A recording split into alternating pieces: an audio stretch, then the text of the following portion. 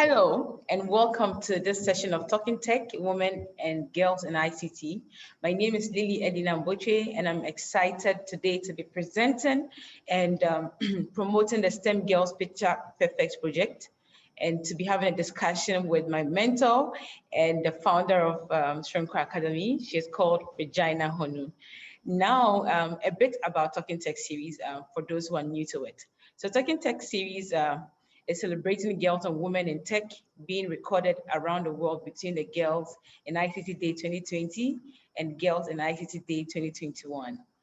Girls in ICT Day is an international day marked on the fourth Thursday of each April. And in 2020, Girls in ICT Day was the 23rd of April. The objectives of Girls in ICT Day are to help to create a global environment that empowers and encourages girls and young women to consider studies and careers in the growing field of information and communication technologies. Now, this series is brought to you by the ITU, UNICC, and the Office of the UN Secretary General's Envoy on Youth, and is in support of Equals, the Global Partnership for Gender Equality in the Digital Age. And I'm here today to also highlight on the work I'm doing with the STEM project, which I mentioned early on. Now, I'm also glad to also be partnering on this session, and the goals of this particular series would include, or is actually aimed towards inspiring girls and younger women with information about a range of ICT careers that can be had, and to showcase initiatives that are working with girls to support them in the ICT studies or future ICT careers. And this is why I'm excited to kick off this session by introducing to you the STEM Girls project that I'm working on and leading. And it's actually what I call the first book-based mentorship project. And the approach is to build a book-based mentorship, a book-based color book, which will help girls to know something about women in tech and to aspire or inspire them to pursue careers in the STEM fields. And now the book will summarize women's work in STEM, or dare girls to dream and shift perceptions, seek to bridge the inequality gap, and to actually help them see what fields are available and what they can explore. And this intersects with the aim of celebrating girls in ICT by empowering them to pursue the careers in STEM. And now I'm going to shift towards this exciting conversation I'm going to have with my mentor. The story has always been that she's been there for me, my own tech career journey, and it's exciting to have the story amplified for others who are seeking to enter the space or already in the space and looking for who to support or where to find support as the journey on to their dream career. And so now let's shift the conversation to Regina Honu, who tell us a bit about herself, and like I mentioned early on, has been a part of my journey. So Regina, the floor is yours now, about you and the Soronko Academy, which was my first connection with you. And this was because my daddy mentioned it and I found it so interesting when I read about it. So please, the floor is yours. Tell us about it. Thank you, Lily. You know, just before this call, I was thinking, like, if I'm going to talk about myself, how am I going to do it in a different way for me, right? Because I tell my story so many times that sometimes I feel like, how can I bring a different perspective to the story that I'm going to tell? So today I'm going to attempt to tell my story in a different way. So it's interesting, not only for our viewers, but even for you, because you've heard my story different times. So I would say that growing up, I was just a typical Ghanaian girl. And what that means is I was very shy and reserved back then. I know things are changing now. I was also very curious, but I was very afraid, right? And I was afraid of so many different things. When I first had the interest in going into technology, it was really, I stumbled upon it playing a game, and I fell in love with the game and I wanted to change it. And when I wanted to start, from the time that, you know, I had that interest in going into technology, it took me years. It's when I reached university that I even really had the opportunity to use a computer to learn coding or to learn computer science, which was something that I wanted to do. And so from that time, I had very supportive parents, which I have to say really helped, because my dad brought home a computer and he really encouraged me. So I'm a keen believer in your environment, right, that supports and nurtures your interests and your passions. And my dad always, pushed me on. What was also interesting was, I remember my brother and I had this argument about the TV, whether there were people inside the TV, and in order for him to like win the argument, because I thought there were people inside the TV, this was like way back then, he opened the TV, right? And at the time I thought, why would he open the TV? Why couldn't we just like talk about it? But in order to prove himself right, he literally took apart the TV. I mean, he got the beating of his life for that. And what I learned from that engagement was sometimes it goes beyond just the question, right? You have to really take things apart to really examine it and decide if this is it or if this is not it. And you don't have to take information at face value. So sometimes you have to push yourself and step out of your comfort zone to really discover. And so for me, when I went to university, I studied computer science. There were 3 ladies in the class. It was very difficult for me in the beginning. I failed my first class. I wanted to stop, but I decided to continue and work hard at it, because I thought I can't just give up at the first thing I fail at, I'm just going to give up.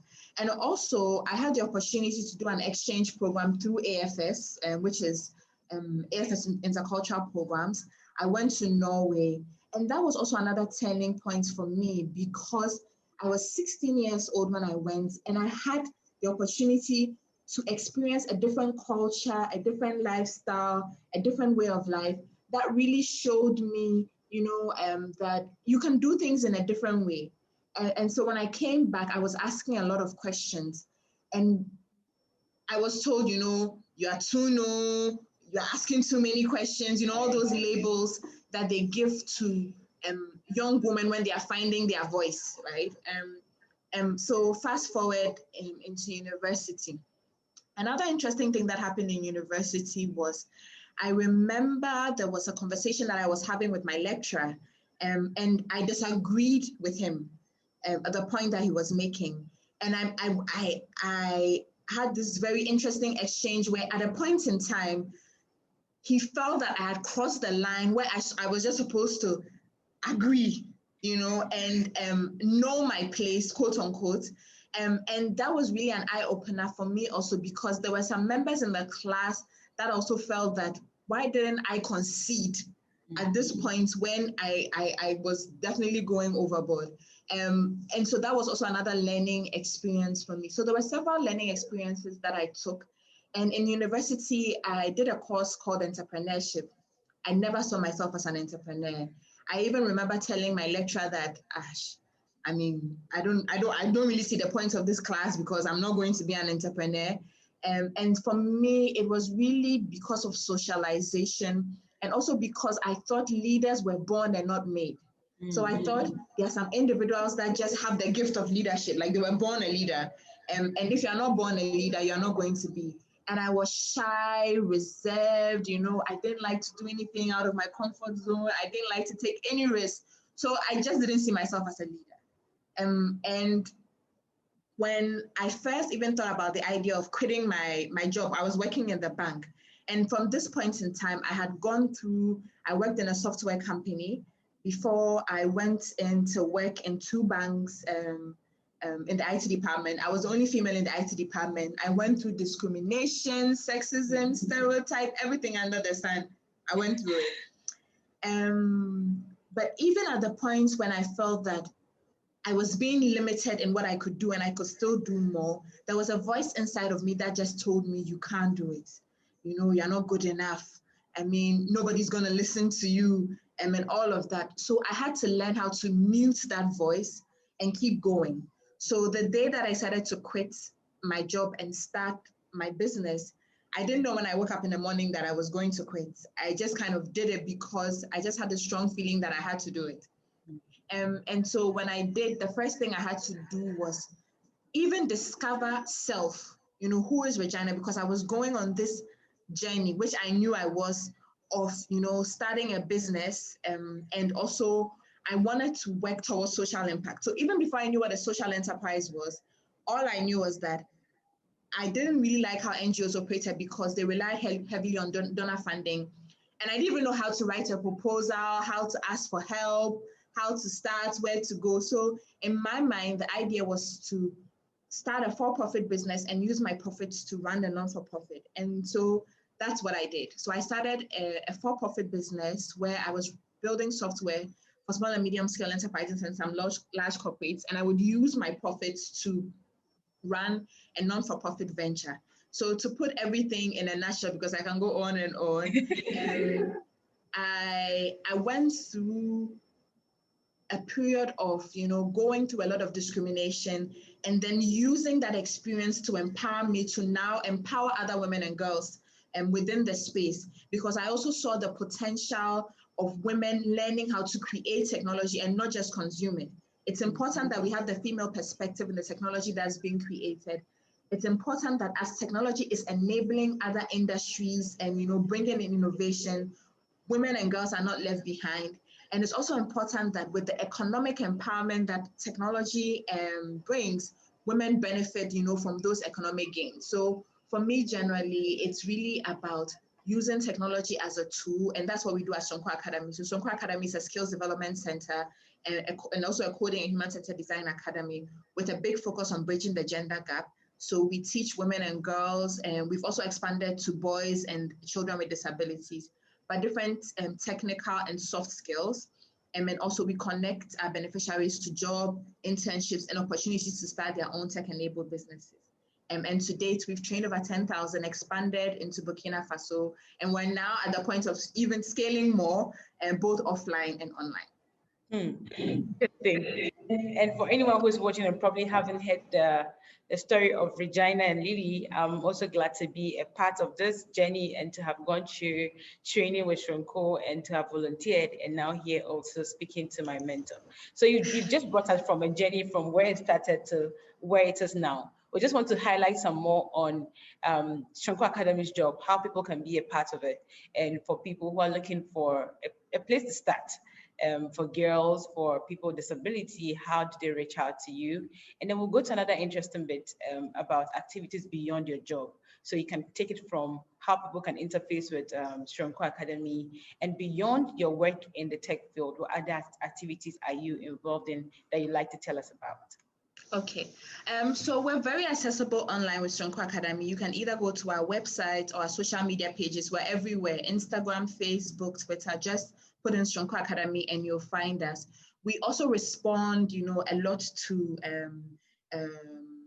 email communication or on social media. Another thing that we just did, which I think would be very interesting for you, Lily, because I hear you talk about it, is building community, right? So I thought about the fact that we're building an offline community, but it would be great to build an online community where we can reach even more women and girls outside Ghana, outside our networks. So we just started an online community. It's called Soronko Academy Opportunities Network. You can check it out. So this is a community where we help women starting out. We share opportunities because we also understand that what helps you get to where you need to go is those networks, those platforms, those opportunities, right?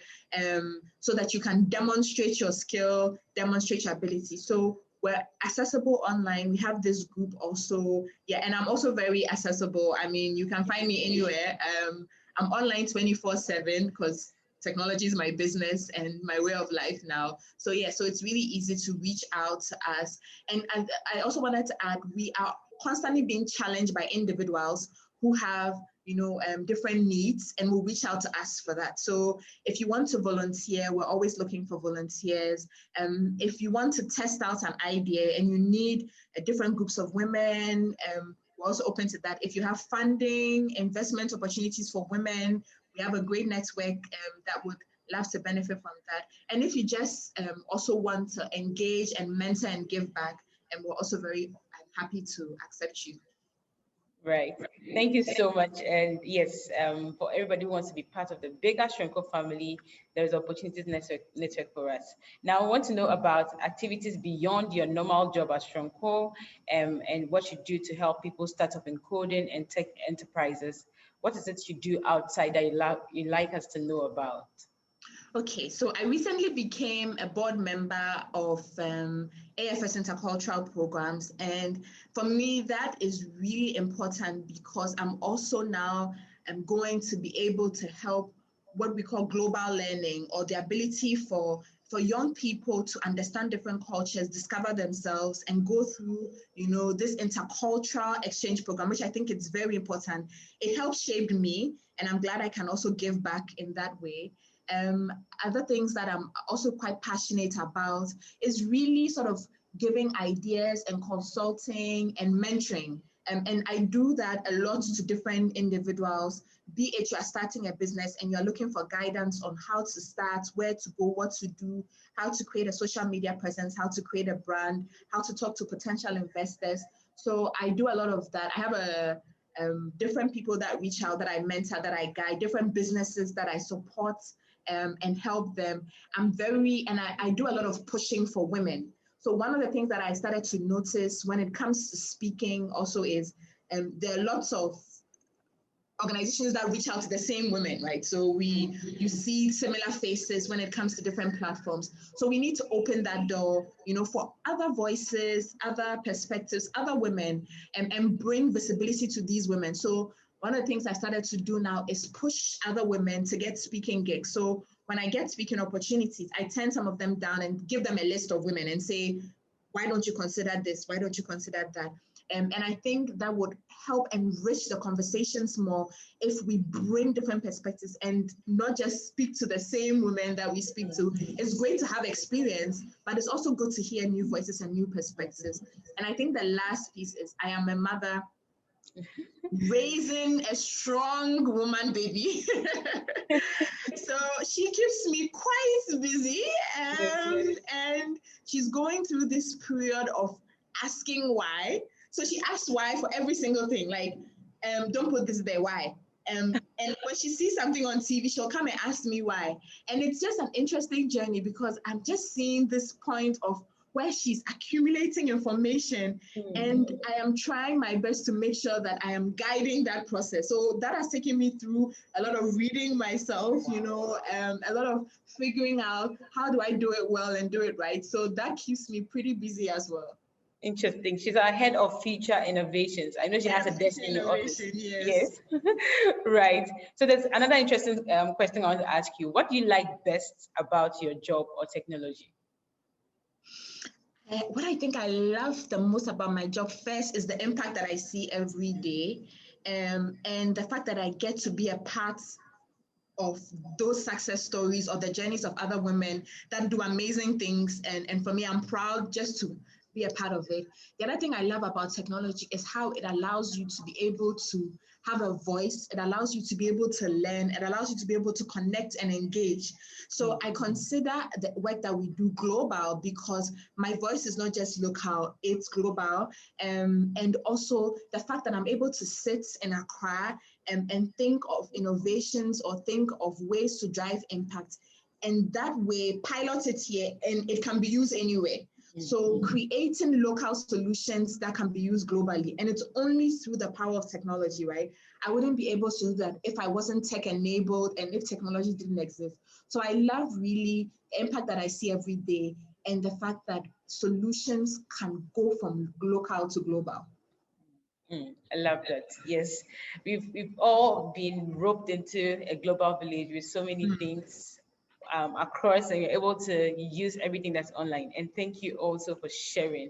Now, I want to ask one question because this is a girls and women in technology series.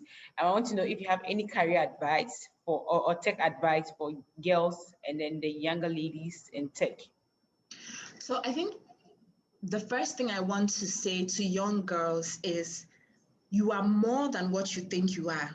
And I want to say this slowly so it sinks in. You are more than what you think you are. And if I were to talk to my 16-year-old self, I would say this over and over again because I would always underrate myself and underestimate my abilities. And that always puts me in a position where I didn't lift up my hand in class, I didn't speak out, and I didn't put my name forward, I didn't step up. So I want young girls to know that you are more than what you think you are, and you should push yourself constantly. You should lift up your hand in class. You should speak up. You should put out your name. You should challenge yourself, because if you don't do that, the potential that you have, the world misses out on that. And you miss out on that yourself. So don't be afraid to try. Failure is a learning experience. There's nothing wrong with failing. All great people fail. In fact, if you don't fail, then you're not pushing yourself enough. So see failure as a point where you grow, you learn. There's nothing wrong if you fail. Pick yourself up, keep moving, but don't limit yourself because the greatness that you have, the world deserves to see it. Thank you so much. Now, and I think there's a quote one time I saw that summarizes this beautifully. It says, to get ahead, you have to get started. So if you see that the journey is a big one, either way, you'd have to start from somewhere. So Exactly. this would be a good place for you to start putting things together one step at a time. And soon enough, there'll be a success story that you would share with all of us. Thank you so much, Regina. Now we've come to the end of our questions with you. And maybe you also have a question for me. So you could probably ask a question and then we round this up. I do. So I have two questions. The first one for you, Lily, is I wanted to find out what keeps you going, right? Because you are in a very male-dominated space. You have a very strong voice, and I'm sure you've come against, a lot of opposition, a lot of people trying to put you in the box. So what keeps you going? How do you keep yourself out of that box, and how do you keep yourself motivated? I think to a large extent, what keeps me going is the notion that if I don't do it, it's still going to come back. And some way, somehow, I was groomed, or the journey I've been on was for a time like this. So when you mentioned put your hands up for the young girl, it resonated so much with me. There are times I've had to calculate in my head what I'm about to say, what I'm about to do, reread what I'm going to post, reread my application and think to myself, should you do it? And you know what happens when I finally do it? That people somehow appreciate it and it's relatable. So the voice, it keeps coming, and I just put it or lend in the voice because everybody has an experience. And when I say my experience, you've got to believe it because it's my experience, and it's how I've experienced it. And it ends up that somebody is also at a time finding an experience like this one to relate to and probably get forward for their journey ahead. And so when I sit back, I just know that it's because of the other person that I'm putting myself out and wanting to also be heard. And how I validate what it is I'm saying is I keep learning. I don't see any opportunity to learn. And you, Regina, I think I bag you a lot. I come with the questions. I come with asking what's new. There's an opportunity that I think is far-fetched, and I put up my hand. I'm like, okay, I could give it a shot. And I know I'm now 20. I just turned 25. I know I'm 25, but I still taking deep breath and out just to calm myself down. I was telling my friends that every time I get an opportunity to speak, I see it as a big deal. If you ask me to speak to 2-year-olds, I'm going to wear a suit. I'm going to read the night before, and I'm going to show up. I just think that there is something about refreshing, rereading, refinding out. I mean, finding out new stuff and going out to deliver. And so, like you said, when I asked you, can you tell us about yourself? The story has been away over some time, and you wanted to read different people. So you look at how to make the story or the submission targeted to an audience. So I just keep learning, and the fear is still in my heart. And my body, I just have to take those deep breaths. My daddy tells me a lot from when I was saying poems in high school to in nursery till now. I still do it. Every stage still scares me. I think it's an opportunity for me to learn every day. And I keep doing it. I just know that if I don't do it, who will? So just go for it with all the fears and the thrills and the chills.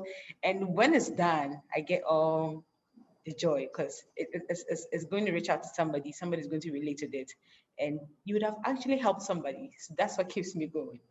Wow, that's beautiful. You know, Lily, I'm so impressed with you and what you have accomplished. And I'm so excited to see what the future will bring because, you know, you're 25 and you're already making waves, you're already doing amazing things. So, I mean, for me, when I imagine like what equity would mean for us, like if we are when we bridge the gender gap, it's more Lilies, right? And I'm hoping like, you know, young girls are watching this and thinking to themselves, like, it's okay to be afraid, like you said. I mean, fear doesn't go away. I'm still afraid of certain things. The higher you go, I'm like, oh my goodness, but you still keep going, right? And despite the fact that you're scared, and this is what we need young girls to know, that it's fine to be afraid. I mean, we are humans. It's fine to be worried about making a mistake, but it's important to keep learning and keep going. I think the final thing question that I wanted to ask you is, you are a fervent believer in community and volunteering, right? And, you know, giving back. What where do you get sort of that desire to want to work together? Because this, I think, is another conversation that we need to have about how do we come together, you know, to collaborate and do bigger things instead of like siloed effects. So how do you sort of come up with this, okay, let's build community instead of, okay, Lily, I'm going to do all this by myself, and, you know, this person is going to do all this by themselves. And also that spirit of volunteering. Right. So let me pick it from 3 bullets, and then I go deep into how I got to this point. The first bullet is I've benefited from communities. Second one is people bring out the best in me. The third is no one is a sole repository of wisdom or skills or expertise. This is why. So I've been in a lot of communities that I chance on things, and I'm wondering I wouldn't have met this anywhere if it wasn't here. That's so I am in there in a community, and we have people with different learning abilities, different exposure, and you're able to share. And you know, it turns out that you may think you are exposed to so many things because you are working in a particular space, but somebody brings a different perspective, and you're thinking, why didn't I think about this? And that's the beauty of the community for me. And how I benefited was from Soronko Academy, from the Hackler Foundation in KNUST, from the Computer Science Society in KNUST. When I first reached out to you, my request was that, Regina, the ladies in my class are struggling with C++. We are struggling with computer science. Most of us are reconsidering computer science and wanting to do something more biology or something more law, something that's readable, you know. And when I reached out to you and asked that I add you to a page to speak to ladies, you gladly joined. And I remember how you just drop in the chat, how's everyone doing, anything to talk about, and people ask you questions and you're responding. And I felt that there were even some questions that I couldn't ask that people were asking. Some people asked, they asked their heart out, and it was benefiting people. And I felt that this is how it should be, that somebody's situation can be the baseline or the foundation upon which a particular thing is happening, and it's going to benefit a larger group of people. Now, when you're entering communities, you enter as a novice. And for me, what I envision communities to be is that when you enter, you're able to be built upon and your skills are able to be sharpened, that you move from the entry stage through to potential leadership. So people enter, they grow, they're leaders, and another batch comes in and they grow, and they're leaders. So there's a particular entry point for different personas. If you're interested in tech, if you're just a tech enthusiast, if you're interested in policy, and you find these different kind of people, and together you are picking skills that will make you holistic. And that's what brings me to talking about the project I want to do, which is a color book. So young people learn by active participation, and there are groups and organizations like Soronko Academy who is helping people with the entry level, having to walk you through how to start, what to do, and even support beyond that. So since young people learn by active participation, I know people are going to learn all the awesome stuff at Soronko Academy, but there are some other people who would probably want to have an activity so that they can do when they're out of class, or when they find they are exhausted, or maybe they want to connect to a mentor and the person is not in their community, it's not reachable, or it's swamped with work. So why don't you bring the story to them? So there are many things that we can complement. So there are organizations in Ghana teaching and all. So this activity I thought would help bring the story of Regina Honu doing awesome stuff to the doorstep of a female in the rural area. So the person knows about Regina, hasn't met her before, is able to color and know Regina's story, know her failures, her successes, and how she overcame them. And then in this book, at the end of it, I leave a blank page with just one question. How or where do you see yourself in the sciences in the next 5 years? And I allow you to dream. So I put a blank page. I asked one question that's supposed to stimulate your mind based on what you've read from a mentor in a book, and allows you to read about it. So you are picking different parts of the community, different parts of the world, different parts of people's skills and their stories, and just helping you to see how you can dream about yourself. If somebody has been able to do it, how you can know about it is when it is told to you, and how you can relate to it, and even give you an opportunity to dream by also creating a vision board and saying, I'm going to be this by this, and I dream to be this by that. So in my head, communities are things that everybody should be a part of. Like, you wake up one day, you feel you're down for the count, there's no energy to do something, and somebody comes and say, guys, I just want to let you know that I applied for this 3 times, I was rejected, but now I've been accepted. And that's the ginger for the day. It brings back all the joy and the enthusiasm to want to work towards achieving something. Somebody talks about a bug they've had in a code and they didn't have a solution to it, and says, can I drop a screenshot? And somebody says, okay, I think you didn't put just a semicolon. Everybody messes that sometimes, you know? And so that's what community, but like when I think about community, that's what comes to my mind. They're able to help in all areas. Sometimes it goes just beyond the work you do to even mental well-being, to the feeling of belonging. That's what it means to me, really. Wow. Well, Lily, I mean, congrats on the STEM Picture project. That is brilliant, brilliant, brilliant, brilliant, brilliant, brilliant. And I know you're going to be in the book. I'm just putting it out here that you are in the first edition, really. Yes. Happily. Well done, Lily. I mean, you are really making me proud. Like, I don't even know, no words to it. Just amazing. Right. Thank you also for all that you've invested, really, the time. And I think this is a clarion call for everyone. If you've gone ahead, there's a time to relay the baton to another person and to say, here's where you continue. Thank you so much for all the support and for what you've done for the 1,000+ people, 10,000s of people, and still ongoing. Thank you so much. And so we are going to wrap up now.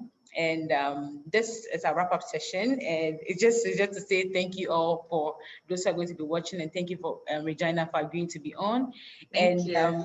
Yes, I really enjoyed our chat today, and it always brings me a newer perspective to doing things, to knowing more about you, and to get more inspiration for the journey ahead. So thank you so much. And thank you, Lily. And I wanted to say our conversation today is my ginger for the day. Thank you. Thank you so much.